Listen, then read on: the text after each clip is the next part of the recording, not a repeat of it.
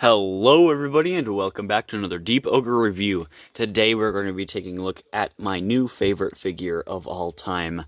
We have the beautiful, beautiful piece of Transformers Kingdom, Megatron. Yes, I've been wanting this guy for such a long time. I went to several stores this week, for a whole week actually. Since last Friday, I've been to about 5 targets looking for this guy, and I have found everything except for this, even Jar Jar. Even Jar Jar. And finally, I went to a Target and I asked an employee, and they had him. They fucking had him, and I could not have been happier. Oh my gosh, this was one of the biggest collecting moments in my career so far. And let me tell you, this guy blew my ass off, man. I love this thing. Of course, with every action figure come your caveats and complaints. But honestly, I don't have that many, and they are few and far between. So without further ado, he didn't come with any accessories, so let's just get into him himself. I'm not going over the collector's card, because I already fucking got the one. I got Dinobot with Megatron again, which sucks. But without further ado, let's get into his beautiful, beautiful self. So, if you couldn't tell, this also is my first leader class review on Deep Ogre Reviews. So, this is also one of the first videos I've made with a leader class. Actually, the first review I've made with a leader class figure in Deep Ogre Reviews. But for his head sculpt, you do have that beautiful, beautiful maroon cartoon accurate look. He just looks so pretty with his kind of weird, kind of tusk thingies coming out to his cheeks, with his helmet coming down over his head, with his eyes, that beautiful purple face with those eyes. You can kind of see here that mine does have a paint smudge, so there's a little bit of black showing, but that does not matter in my opinion. Still looks great. You have that very tiny Predacon symbol that really reminds me of Rat Trap's forearm maximal symbol. So they're doing amazing with their tampos here. Everything on mine hits the mark perfectly. If you can see, there's a little bit of sparkle in the plastic. So they did throw in some glitter just like they did with Cyclonus. This is basically just a highlight reel of the Kingdom figures we have so far, honestly. Then coming over here, we have the 2 different type of shoulder pad. We have the actual, like, belly underside of the T-Rex, and then we have the neck. So there's almost perfect asymmetry. So you have kind of this more sharper kind of angle to one of his shoulder, to the T-Rex arm shoulder pad, and then you have that more kind of curved, relaxed shoulder pad for his tail arm, which his tail arm I was expecting to really not like, but honestly, it's really nice. You have that bumpy texture right here on the back, and then that nice green coloring throughout, then beige to green on the other side. One thing I wish you could do on this figure is remove the tail from his arm, just so you can have a normal Megatron arm. But, you know, I don't care. It's how he was regularly in the TV show. So, I mean, honestly, I wouldn't have even displayed him without the tail. So, it just would have been cool for stop motion and things.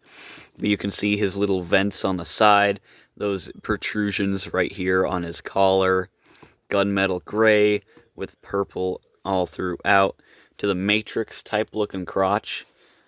I mean, kinda, sorta, kinda, a little bit, I guess. Not really. He has a very long crotch coming out to his hips. You can have his little missile discs, or you have his little missile discs on the side of his hips. The backpack, I thought it would annoy me more, and I hated it when I saw it, but it really doesn't bog the figure down at all, in my opinion. the green on top of the dinosaur or the T-Rex head. Those soulless eyes, kind of like Cheetor's. But that is animation accurate. I'll get more into the robot or the T-Rex parts when we get into T-Rex mode. But you have that weird kind of protrusion detail right here with a darker purple, and then these two circles down here. Then you have the robot chicken dinosaur legs, which is from the knee down is just the dinosaur mode. So, I mean, nice scaling detail right here, coming all the way down to the feet with the white for the claws. It just looks amazing, this whole entire figure. Just the paint, the sculpt, and the accuracy to the animation model without being with being more realistic and true to a real life T-Rex, at least what we know it as. So it's amazing looking. I really love this guy. So yeah, let's get into size comparisons. So for size comparison, here we have him next to the Transformers Kingdom Optimus Primal, which I do have a review up on the channel if you want to go check that out. But he is immensely taller than Optimus Primal. I'm not sure how I feel about it, but looking back in the animation model, this is actually accurate, so can't complain that much. And here he is next to Transformers Earthrise Optimus. So for other comparisons, here we have him next to the Transformers Kingdom Rat Trap and the Transformers Kingdom Cheetor. Here he is next to the Transformers Studio Series 86 Voyager Hot Rod. This is going to be the next review. And then I'll get to Cheetor, I promise. And here he is next to the Transformers Kingdom Cyclonus. Which, for a Voyager class, I mean, to his ears, he's taller than Megs. So, I mean, really depends on what you want more, honestly. But I honestly think that he is worth 50 and he is worth 30. So you get what you pay for with both of these guys. And here he is next to the other Transformers Kingdom Predacon. Official Predacon. I'm not counting Paleo Rex or what is that other chick's name? Vertebrake, because I do not have them. But here he is next to the Transformers Kingdom Black Arachnia. They look amazing together, in my opinion, and they just complement each other very, very well. So for articulation on Megatron, you do have a ball joint up at the head. He can look up. Not far at all. He can look down. Not really far. But he does have a turn side to side. Not a lot of tilt. I mean, no tilt at all. And here we have one of the complaints. It's been happening this whole review. His hips are a little too loose on mine. Like, they'll stay, except for this one, but they'll stay in place besides if you push it down.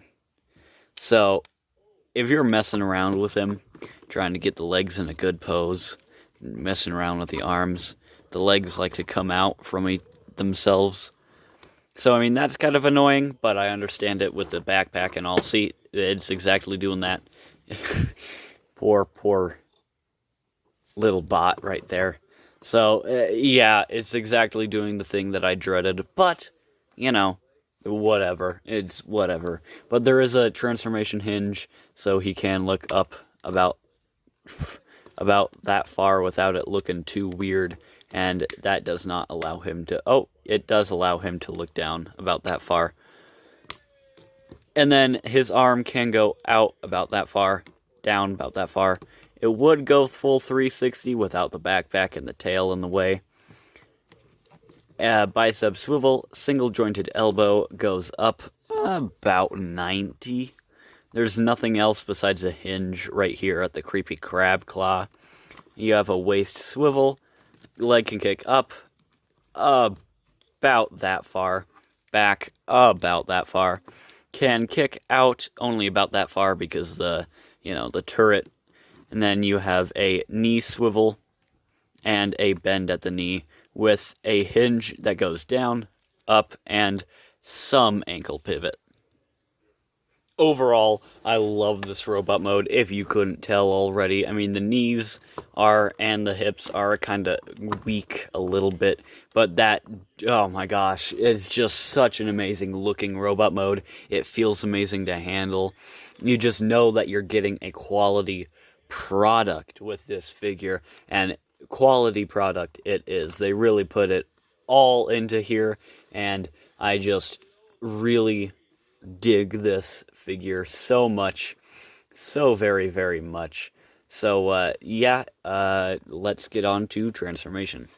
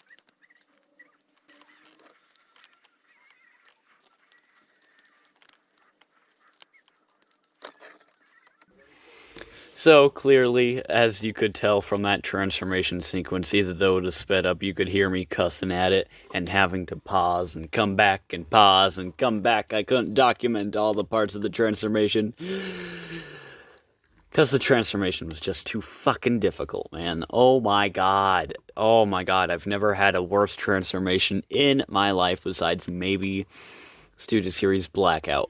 And that is no exaggeration. I hate this fucking transformation. It is difficult, and I almost gave up halfway because, man, nothing wants to tab in, nothing wants to stay as it's supposed to. There's this big-ass gap back there. There's that gap right here. So, the Dino mode does take it down a little bit, but it is still my favorite figure in my collection just because the robot mode is so fantastically good. Of course, you have that short, really short tail, which I really wasn't expecting, but you do have some articulation, so you can use the elbow hinge from robot mode to sway it side to side at the base.